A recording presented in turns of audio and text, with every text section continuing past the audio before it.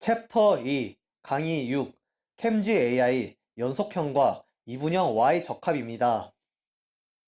적합이란 주어진 데이터의 관계를 가장 잘 설명하거나 예측할 수 있도록 모형, 함수, 규칙, 곡선을 찾아내는 과정입니다.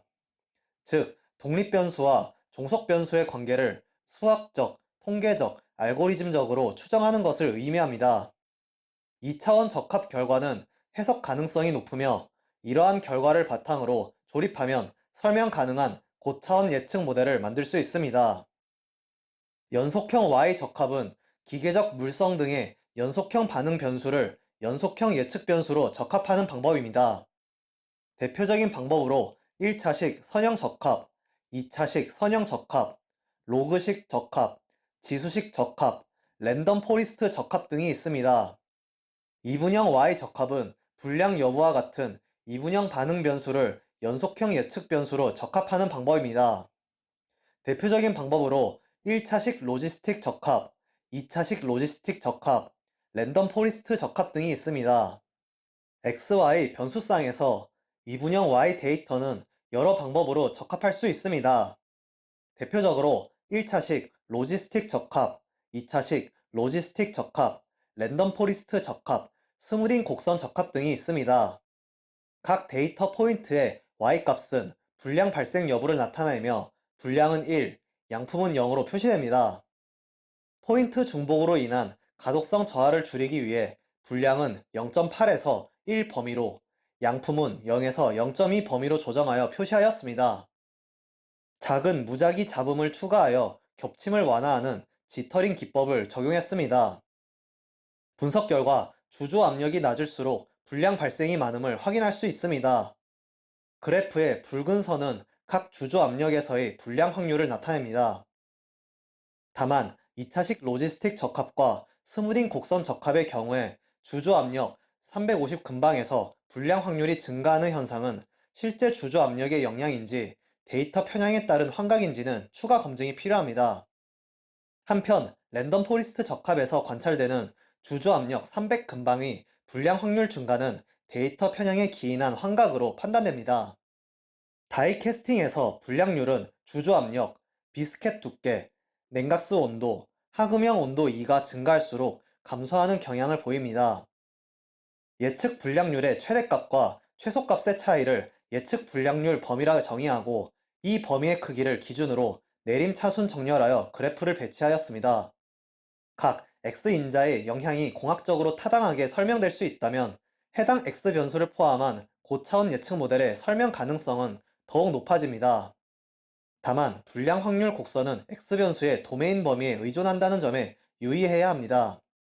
예를 들어 냉각수 온도가 50까지 상승할 경우 불량률이 다시 증가하는 현상이 나타날 수도 있습니다. 용탕 온도와 전자 교반 가동 시간은 현재 데이터에서 불량 발생 여부와 뚜렷한 상관성을 보이지 않습니다.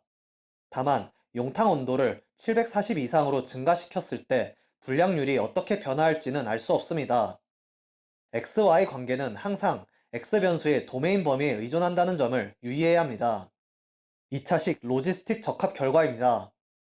주조 압력과 하금형 온도의 경우 값이 증가함에 따라 불량률이 먼저 감소하였다가 다시 증가하는 경향을 보이고 있습니다. 이러한 비단조적 경향은 1차식 로지스틱 회귀에서는 표현할 수 없으며 2차식 로지스틱 회귀에서만 나타낼 수 있는 특징입니다. 다만 불량률이 감소하였다가 다시 증가하는 이러한 현상이 실제 공정에서 발생하는 인과적 메커니즘인지 아니면 데이터 편향으로 인한 일종의 AI 환각 현상인지는 반드시 도메인 지식을 바탕으로 검증하셔야 합니다. 냉각수 온도의 경우에는 40도 구간까지는 2차식 로지스틱 적합에서도 단조 잠수하는 양상을 보이고 있습니다. 그러나 만약 데이터의 범위를 50도까지 확장할 경우 불량률이 급격히 증가할 가능성이 존재하므로 데이터 외샵 결과를 해석하실 때에는 주의가 필요합니다. 끝으로 모든 데이터 분석 결과는 확보된 데이터의 범위 내에서만 유효하게 해석될 수 있음을 유념하셔야 합니다.